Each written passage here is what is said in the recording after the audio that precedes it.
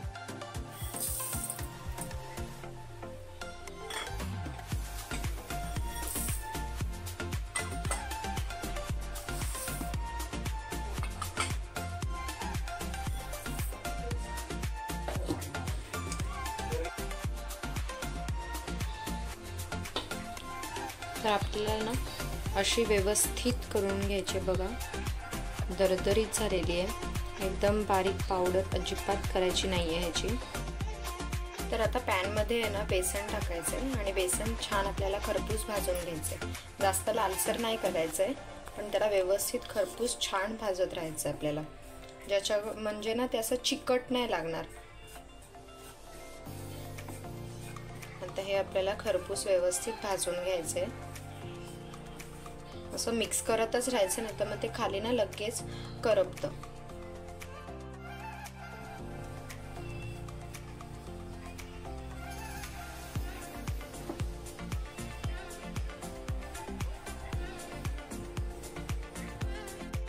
तर आपलं आता बेसन आहे ना व्यवस्थित असं भाजून झालेलं आहे।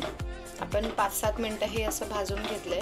परतत राहायचं याला कंटिन्यू आणि व्यवस्थित असं भाजून घ्यायचंय. तर आपलं भाजून आता झालेलं आहे. ह्याला आता आपण गार करून घेऊ आणि जे आपण मिश्रण बाकीचं वाटून घेतलंय ना त्याच्यामध्ये ह्याला मिक्स करून घेऊ. आता आपल्याला ना ह्याच्यामध्ये भाजलेलं जे बेसन आहे ना ते काढून घ्यायचंय.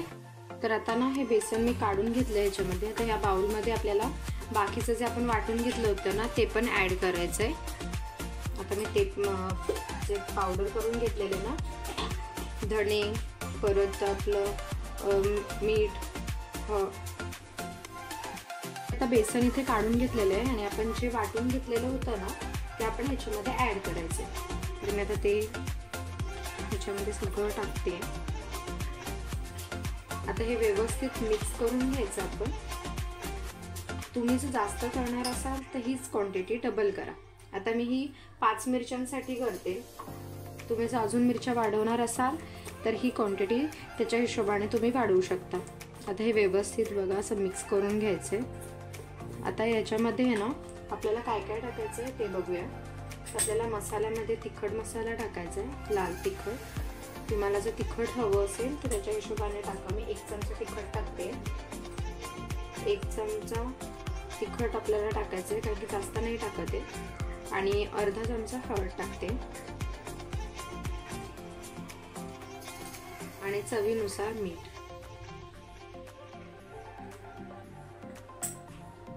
आणि आता हे व्यवस्थित पुन्हा आपल्याला मिक्स करून घ्यायचं आहे असं.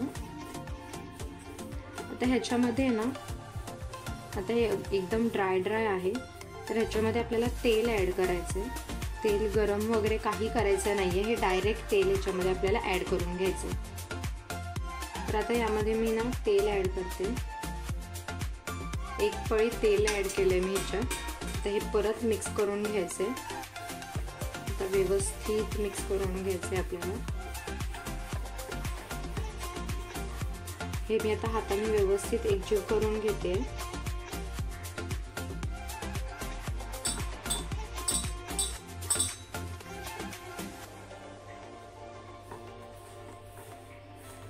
असं व्यवस्थित हाताने आहे ना एकजीव करून घ्यायचं आहे.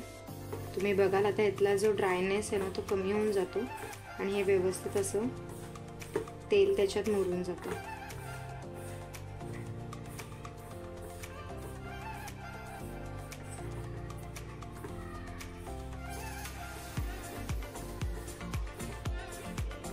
आता हे व्यवस्थित असंच आपल्याला ना मिक्स करून घ्यायचंय.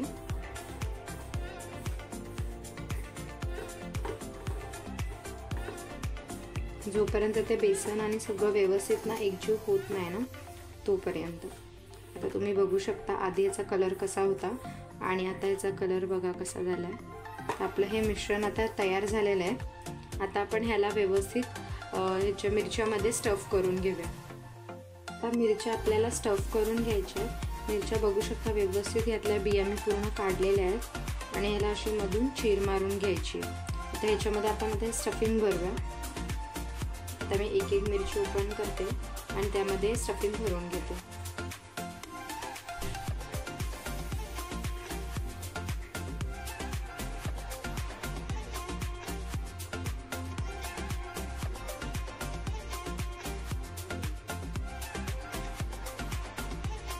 हे असं व्यवस्थित याच्यात स्टफ करून घ्यायचं आहे.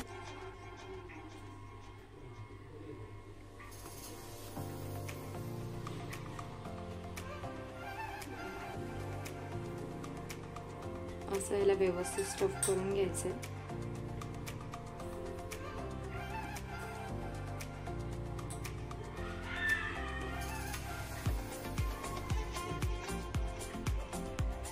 ह्याच्यात ना ओव्हर स्टफ नाही करायचं आहे.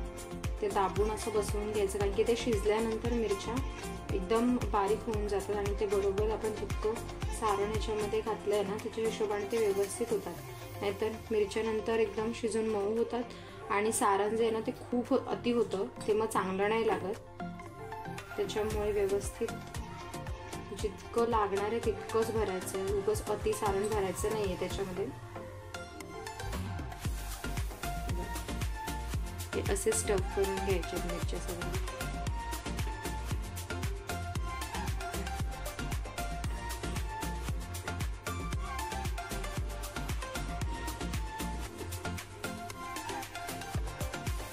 आता हे सगळ्या मिरच्या आपण अशा स्टफ करून घेऊया. तर आपल्या सगळ्या मिरच्या अशा व्यवस्थित स्टफ करून झालेल्या आहेत. आपण हे आता फ्राय करून घेऊया. तवा गरम केलेला आहे. फ्राईंग पॅनमध्ये मी आता तेल टाकलेलं आहे आणि ह्याला आपल्याला डीप फ्राय नाही करायचं आहे, शॅलो फ्राय करायचं आहे.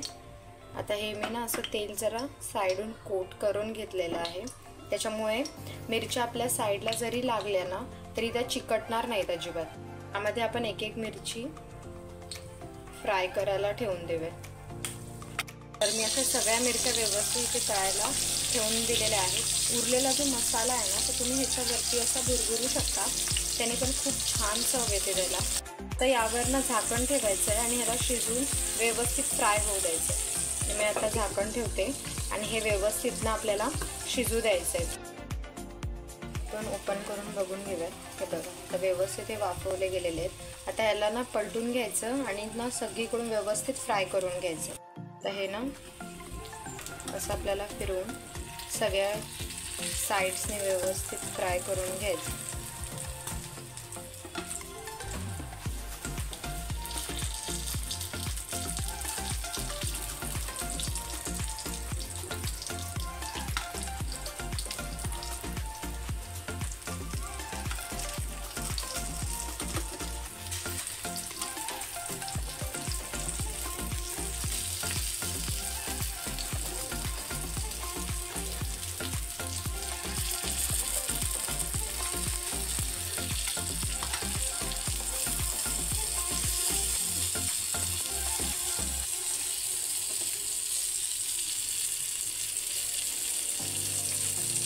तर आपल्याला अशा व्यवस्थित शिजवून घ्यायच्या साईडून सुद्धा.